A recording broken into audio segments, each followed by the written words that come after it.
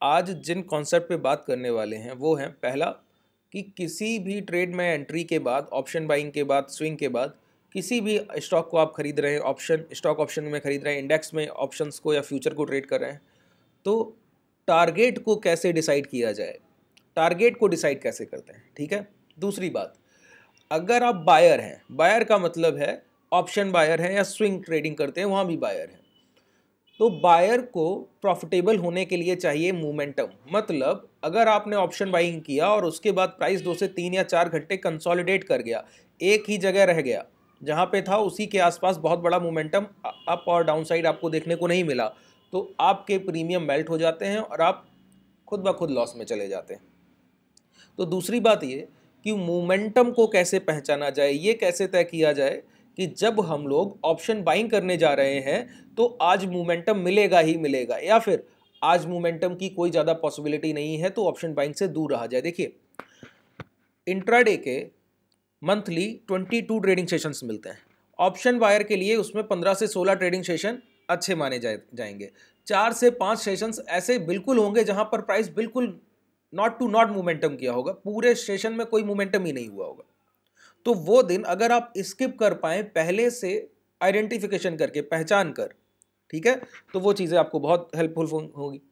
ये आपके बताए गए डाउट्स थे कि इंट्राडे सेशन में जब मोमेंटम मिल रहा हो तब ऑप्शन बाइंग करनी है, तो कैसे पहचाने कि आज का दिन ऑप्शन बाइंग का है। दूसरी बात, टारगेट डिसाइड कैसे किया जाए। दो बातें हो गई।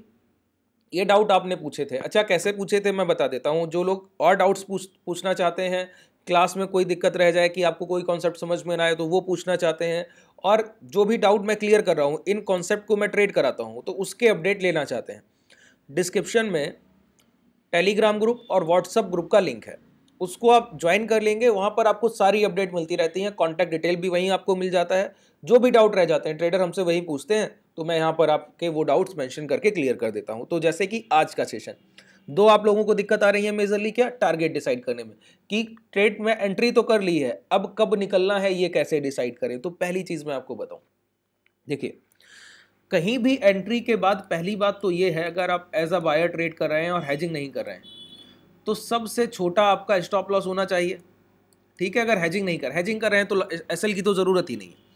अगर हेजिंग नहीं कर रहे हैं, सिर्फ ऑप्शन बाइंग कर रहे हैं, तो सबसे पहले आपका स्टॉप लॉस छोटा होना चाहिए। और स्टॉप लॉस के लिए जो कॉन्सेप्ट में यूज़ आता है वो है स्विंग लो या swing high. Swing low swing high का मतलब है, अगर प्राइस इस तरह से चल रहा है, ठीक है, और आपने हाई निकलने के बाद लॉन्ग किया, तो ये स्विंग लो। जहां गिरावट के बाद जहां से घूमा है ना प्राइस, वो स्विंग लो। अगर इस तरह से प्राइस का मोमेंटम चल रहा है और आपने लो ब्रेक होने पे शॉर्ट किया, तो जो लास्ट स्विंग हाई है, जहां से प्राइस ऊपर चल के लौट आया, ठीक है, वो प्राइस आपका स्टॉप लॉस एरिया होगा। दूसरी बात, कंसोलिडेशन को कैसे पहचाने। ठीक है, कंसोलिडेशन को कैसे पहचाने, तो मैं आपको एक बिल्कुल क्लैरिटी से बात बोलता हूं। कहीं भी कंसोलिडेशन की शुरुआत होगी ना, तो वहां पर नो बॉडी साइज, जिन कैंडल्स में बॉडी साइज ना के बराबर होगा, क्या बोल रहा हूं, जिन कैंडल्स में बॉडी साइज ना के बराबर होगा, जैसे कि ये कैंडल्स, ये कैंडल्स, ये कैंडल्स, ये कैंडल्स, ठीक है, ये कैंडल्स, ये कैंडल्स, ये जितने आपको दिख रहे हैं, ये जिन कैंडल्स में बॉडी साइज ना के बराबर होगा, जहां पर ऐसी कैंडल के फॉर्मेशन की शुरुआत होती है, ठीक है, एक कैंडल बना जिसमें बॉडी साइज बिल्कुल नहीं था और अपर और लोअर विक भी छोटे थे, ठीक है, अपर और लोअर विक भी छोटे थे, तो एक कैंडल के बाद अगर दो कॉन्सिक्यूटिव और बन रही हैं तो 3 कैंडल तक एक कंसोलिडेशन चलता है। और ये 3 कैंडल का कंसोलिडेशन 3-3 के फॉर्मेशन में चलता है, कि एक बार 3 कैंडल से कंसोलिडेशन हुआ, फिर 3 कैंडल से कंसोलिडेशन हुआ, फिर 3 कैंडल से कंसोलिडेशन हुआ। इसको कैसे समझा जाए कि ये एक साथ भी होता है। अच्छा, मैं आपको बताऊं, कई बार 3 कैंडल्स का कंसोलिडेशन, फिर 3 कैंडल्स का कंसोलिडेशन, फिर 3 कैंडल्स का कंसोलिडेशन, तो 3-3 के ग्रुप में ये कंसोलिडेशन चलता है। अगर 3 कैंडल छोटी बनी है, बहुत ध्यान से सुनिए, बिल्कुल प्रैक्टिकल बात बता रहा हूं, जो लाइव मार्केट में आप ट्रेड कल करने को जाइएगा तो इससे बेहतर आपको सीखने को नहीं मिलेगा। ध्यान से सुन लीजिए, इससे बेहतर कॉन्सेप्ट वहां पे कोई फॉलो अप नहीं करेगा। प्राइस जो बता रहा हूं यही चीजें फॉलो अप होंगी, इसके अलावा कुछ भी नहीं। ठीक है, अब समझिए क्या करना होता है। पहली बार जब 3 कैंडल्स का फॉर्मेशन हो तो इनके हाई लो मार्क कर लीजिए। बहुत ध्यान से सुनिएगा, पूरा कॉन्सेप्ट में क्लियर नहीं कर पाऊंगा, 1-1.5 घंटे का सेशन लगता है पूरा कॉन्सेप्ट क्लियर करने में, और एक नहीं 2-2 सेशन लग जाते हैं। ठीक है, तो मैं उन चीज़ों को थोड़ा सा कम समय में और आपको ज़्यादा जानकारी देने के परिप्रेक्ष्य से समझाने की कोशिश कर रहा हूँ। देखिए 3 कैंडल बनी, उन 3 कैंडल्स के हाई लो मार्क कर लीजिए। कैसे बनी होंगी? प्राइस कहीं से चल कर आया होगा, स्ट्रक्चरल हाई बना होगा, ठीक है, प्राइस स्ट्रक्चर वाइज ऊपर आया होगा या फिर गिर कर आया होगा और 3 कैंडल के फॉर्मेशन हुए होंगे। अब अगर इन 3 कैंडल के फॉर्मेशन के हाई और लो मार्क करने के बाद अगर प्राइस चलकर इसके हाई ब्रेक करे, या चलकर, चलने का मतलब है लाइव मार्केट में गैप अप और गैप डाउन से नहीं होने चाहिए। मैंने क्या बोला? गैप अप और गैप डाउन से नहीं होने चाहिए। अगर चलकर हाई और लो में से कोई एक चीज ब्रेक कर रहा है तो वो मोमेंटम वहां से ट्रेंडिंग हो जाएगा। वो ये 3 कैंडल्स फिर वो या तो डिमांड की होंगी या सप्लाई की। दोबारा मैं थोड़ा सा और क्लियर करूं, देखिए बहुत आसानी से समझिए, मैं और धीरे चलता हूं, दोबारा से क्लैरिटी लाते हैं। कई लोग बेसिक्स बिल्कुल नहीं होंगे तो वो लोग भी समझ पाए। मेरा कहना है डोजी फॉर्मेशन का मतलब है कि जहां पर प्राइस ओपन हुआ वहीं पर बंद हो गया, जहां पर ओपन हुआ वहीं पर बंद हो गया, जहां पर ओपन हुआ वहीं पर बंद हो गया। इसको अनुमानित तौर पर अगर आप प्राइस को नहीं देख रहे हैं तो दूसरी तरीके से देखिए, ऐसे कि 48,000 का इंडेक्स खुला इस घंटे 9:15 पे और 9:15 की क्लोजिंग 48,020 पर हो गई, ठीक है, तो कोई बड़ा मोमेंटम हुआ क्या? कोई बड़ा मोमेंटम नहीं हुआ। 48,000 पर खुला था, 48,020 पर क्लोजिंग हो गई। इसके पहले 40-50 पॉइंट ऊपर चल के गया था, नीचे गिर के आया था, लेकिन बंद हुआ 20 पॉइंट ऊपर नीचे। अगली कैंडल फिर इसी तरह से 48,020 पर खुलेगी और 11:15 पर 48,010, 48,015 इस तरह से क्लोज कर जाएगी, या 48,040 क्लोज कर जाएगी, ठीक है। इसी तरह अगला कैंडल, तो इसको हम कहते हैं कंसोलिडेशन। जब प्राइस घंटे आवरली सेशन में, 2 आवरली सेशन में, किसी भी टाइम फ्रेम को, जैसे हम लोग 2 घंटे का टाइम फ्रेम देख रहे हैं तो एक कैंडल 2 घंटे का बन रहा है, तो हर 2 घंटे में कोई बड़ा मोमेंटम हो ही ना, प्राइस इसी तरह रुका रहे, तो ये कंसोलिडेशन हो गया। 3 कैंडल के फॉर्मेशन हो गए और उन 3 कैंडल्स के कंबाइंड हाई लो मार्क कर लिए। अगर प्राइस इंट्राडे ट्रेडिंग सेशन में इस हाई को निकला, क्या कहा? इस हाई को निकला इंट्राडे ट्रेडिंग सेशन में और निकलते हुए जा रहा है तो लॉन्ग कीजिए। यहां के बाद दूसरा मोमेंटम आपको एक हायर साइड मिल जाएगा, ठीक है, मिल जाएगा। वो कंसोलिडेशन मात्र 3 कैंडल्स तक ही था, वो जिस भी टाइम फ्रेम पर आप देख रहे हैं। ध्यान कर ली बात है, आगे चलते।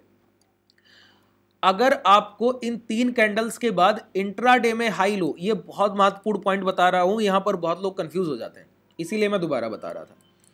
3 फॉर्मेशन हुए, कंबाइंड हाई, तीनों कैंडल के मिलाकर जो सबसे ज्यादा हाई लगे हैं, और कंबाइंड लो। हाई निकले तो लॉन्ग करना है, लो निकले तो शॉर्ट करना है। अगर प्राइस हायर हाइज मोमेंटम है और 3 इस तरह के कैंडल बने, ठीक है, तो जैसे ही ये हाई निकले लॉन्ग कर दीजिए, ठीक है। अगर शॉर्ट मोमेंटम में है और 3 कैंडल का फॉर्मेशन हुआ कहीं भी, तो जैसे ही ये लो निकले लॉन्ग कर दी, शॉर्ट कर दीजिए, यहां लॉन्ग कर दीजिए, यहां शॉर्ट कर दीजिए। कैसे समझते हैं जरा समझिए, ये बनता कैसे फॉर्मेशन? हायर हाइज इस तरह से बन रहा होगा, एक हाई लगने के बाद रिट्रेसमेंट के बाद जहां से रिवर्सल होने को होगा वहां 3 कैंडल बनेंगे। जहां से हायर हाइज का मतलब है एक बार प्राइस 100 से 105 चल के गया, 102 तक लौटा, अब की बार 105 को तोड़कर 110 चला गया, 107 तक लौटा, अब की बार 115 चला गया। तो हर बार पिछले हाई को तोड़कर एक नया हाई बनाना हायर हाइज हो गया, ठीक है। अब जब ये जो लौटाव की पद्धति है, जिसको हम थोड़ा सा रिट्रेसमेंट कह देते हैं, कि थोड़ी सी गिरावट करके खरीदारी उठाने आता है प्राइस, तो जहां से बाइंग उठेगी वहां पर वो 3 कैंडल्स का फॉर्मेशन होगा और जैसे ही उनके हाई निकले लॉन्ग कर दीजिए। शॉर्ट में भी यही है कि प्राइस इस तरह से लोअर लोज बना रहा होगा, रिट्रेसमेंट के बाद यहां पर आपको एक जगह पर इस तरह का फॉर्मेशन देखने को मिल जाएगा। जैसे ही लो ब्रेक हो शॉर्ट कर दीजिए 3 कैंडल्स के बाद, ठीक है। अब अगर 3 कैंडल का फॉर्मेशन हुआ, ध्यान से सुनिएगा, 3 कैंडल का फॉर्मेशन हुआ, यहां पर हमारे ट्रेडर्स खूब प्रॉफिट्स करते हैं। 3 कैंडल का फॉर्मेशन हुआ और अगले दिन प्राइस गैप अप किया, इंट्राडे में चल के नहीं गया। दोनों चीजों को बहुत अलग रखिएगा। हाई ब्रेक कैसे हो रहा है? इंट्राडे में चल के हो रहा है तो लॉन्ग करना है, अगर गैप अप हुआ तो लॉन्ग नहीं करना है। गैप अप के मैं अलग से सेशन करूंगा, आप लोग कांटेक्ट कीजिएगा और मैसेज कर दीजिएगा, नीचे कमेंट सेक्शन में मैसेज कर दीजिएगा कि गैप अप और गैप डाउन के लिए एक अलग सेशन बना दीजिए। मैं अलग से आपके लिए एक सेशन ले आऊँगा, ठीक है। वहाँ पे बहुत कुछ आपको लर्निंग के लिए मिलेगा। अब ये प्राइस यहाँ से गैप डाउन किया, ठीक है, तो शॉर्ट नहीं करना है। गैप अप किया तो लॉन्ग नहीं करना है, गैप डाउन किया तो शॉर्ट नहीं करना है। अच्छा, नहीं करना है तो फिर क्या करना है? तो मैं ये बता दूं, अगर नहीं करना है तो मैं आपको सिर्फ एक बात क्लियरिटी से कहता हूं कि गैप अप के बाद प्राइस वहां पे सस्टेन अगर नहीं करता है और दोबारा इस जो हाई कंबाइंड मार्क किए हैं इसके अंदर लौट आए, तो समझिए दोबारा से 3 या 4 कैंडल्स फिर से कंसोलिडेशन करेंगी अब प्राइस बनाए गए आज के हाई और बनाए गए प्रीवियस लो के अंदर ही मोमेंटम कर जाएगा, तो कंसोलिडेशन है, ये दोबारा कंसोलिडेशन की शुरुआत हो जाएगी।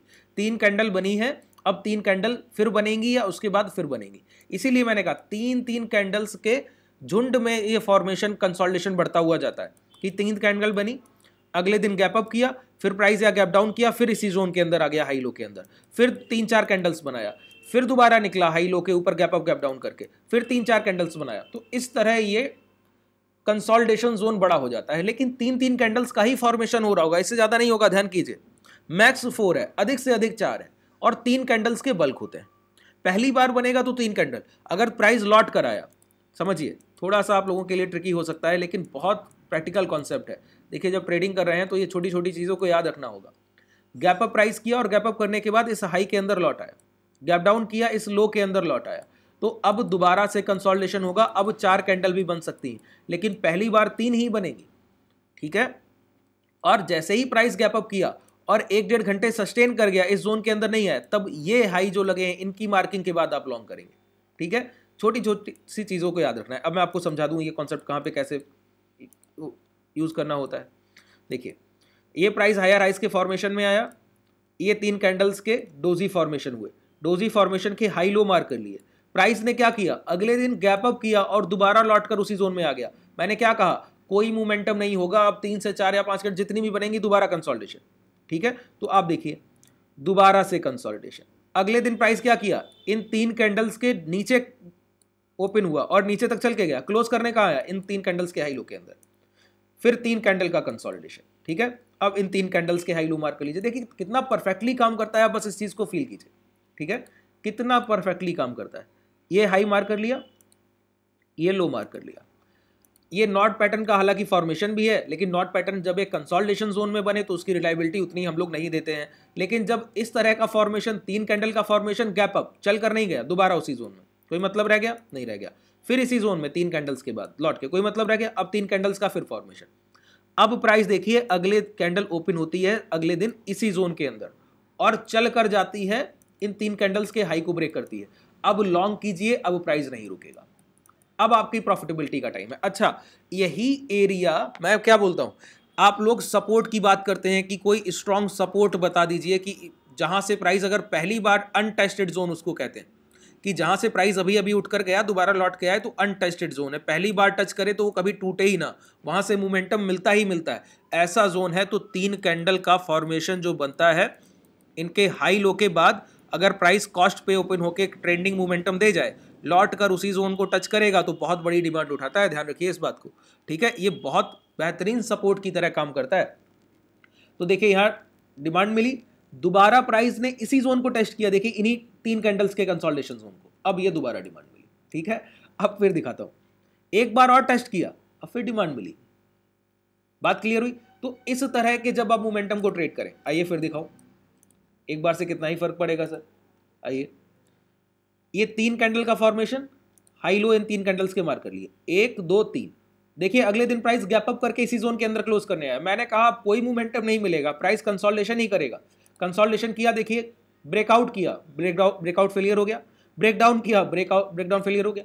अब दोबारा कंसोलिडेशन ढूंढिए, 3 कैंडल्स का जब मिलेगा तो ही आगे कोई फॉर्मेशन होगा। तो यहाँ प्राइस गिर रहा है, हर बार की कैंडल एक नया लो लगा रही है, यहाँ 2 कैंडल बनी, तीसरा नहीं बना, यहां तक कोई कंसोलिडेशन नहीं मिला, कोई कंसोलिडेशन नहीं मिला, ये 3 कैंडल्स का कंसोलिडेशन मिल गया ना, मार्क कर लीजिए। अगर मिल गया है तो मार्क कर लीजिए। देखिए ये रिलायबिलिटी देखिए प्राइस एक्शन की, ये पिछले अगर आप देखेंगे तो ये मैं जो डेटा देख रहा हूं ये 6 दिसंबर से लेके कल तक का देख रहा हूं, ठीक है, फ्राइडे के कल के सेशन तक का देख रहा हूं। जितने फॉर्मेशन हुए हैं, मैं हर फॉर्मेशन पे बात कर रहा हूं, जितने फॉर्मेशन हुए हर एक फॉर्मेशन पे बात कर रहा हूं, ठीक है। सोचिए इतना रिलायबल प्राइस एक्शन जब आप देख पाइएगा तो ही आप प्रॉफिटेबल हो पाइएगा।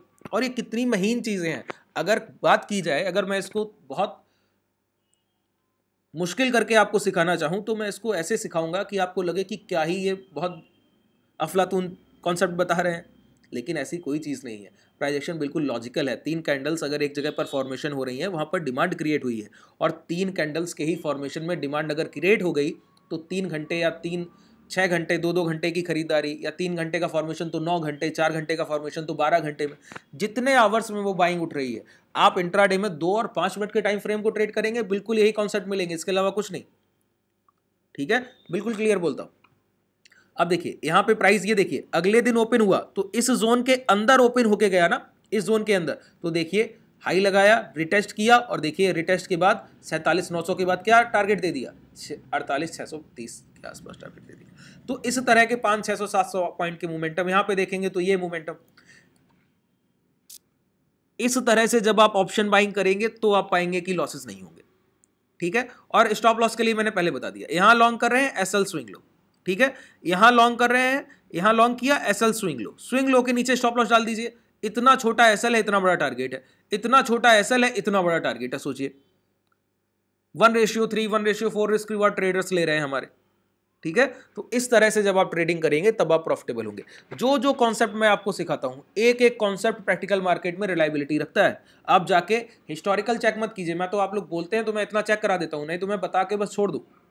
ठीक है, इतना चेक कराने की जरूरत नहीं किसी कॉन्सेप्ट को। लाइव मार्केट में जब आप उसको प्रैक्टिकल ट्रेड करेंगे तब उससे जब प्रॉफिटेबिलिटी आएगी तब आप बताइए कि हाँ इससे अब मुझे फायदा हो रहा है। चलिए आज के लिए पर्याप्त है, धन्यवाद।